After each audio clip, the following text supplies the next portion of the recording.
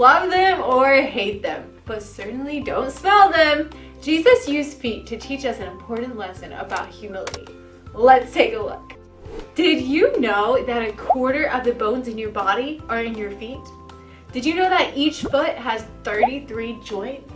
Did you ever wonder why your feet are so ticklish? Maybe it's because there's 8,000 nerves in your feet. Did you know that your sweat glands in your feet can produce up to a cup of sweat each day? In all, our feet are quite impressive. They hold all of our weight and support our bodies. They allow us to run, hop, skip, walk, and a lot of other things. Some people will prefer to go barefoot and others love shoes. In Jesus' day, they had things a little bit differently. They had what they called sandals. Kind of like this, but not exactly. Also, they didn't have any cars, so if they wanted to go somewhere, they would have to ride an animal, like a horse or donkey or camel. Or they would have to ride in something called a chariot, kind of like a wagon. Or they would walk.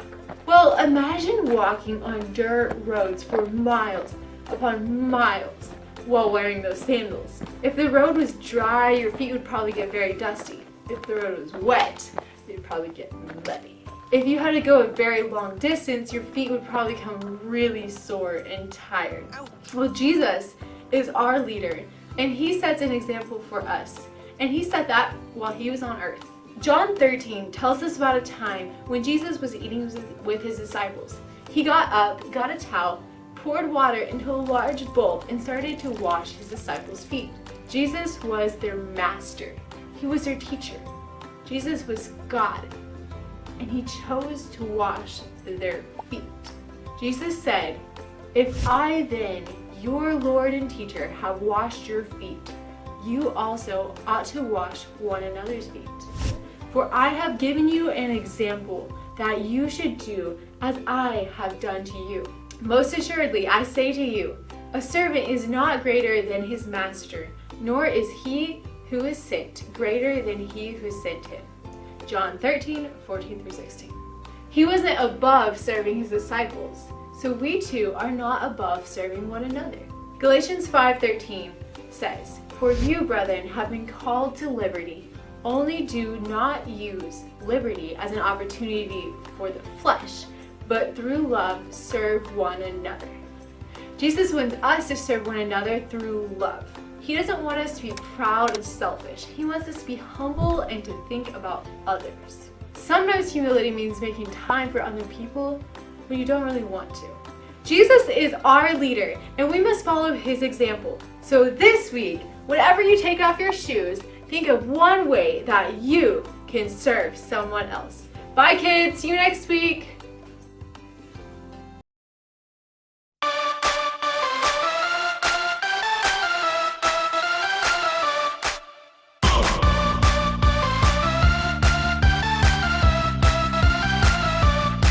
There's a whole lot of change coming your way, 'cause like it or not, nothing stays the same. So hold on tight and follow real close. God is good and he's in control. Clap your hands like this. Now do the twist.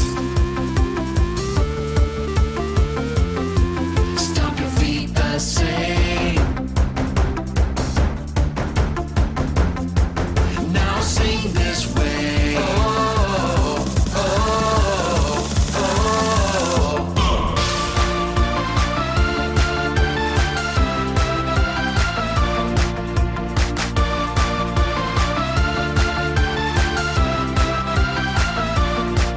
There's a whole lot of change coming your way, 'cause like it or not, nothing stays the same. So hold on tight and follow real close. God is good and he's in control. Clap your hands like this. Now let's pump fists. Stomp your feet the same. Now whistle this way. Change it one more time.